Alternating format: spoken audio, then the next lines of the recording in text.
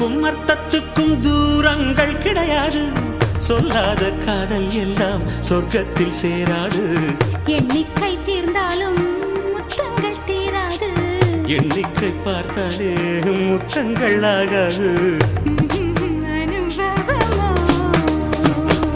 என் வீட்டு தோட்டத்தில் பூவெல்லாம் கேட்டுப்பார். என் வீட்டு ஜன்னல் கம்பி எல்லாமே கேட்டுப்பார்.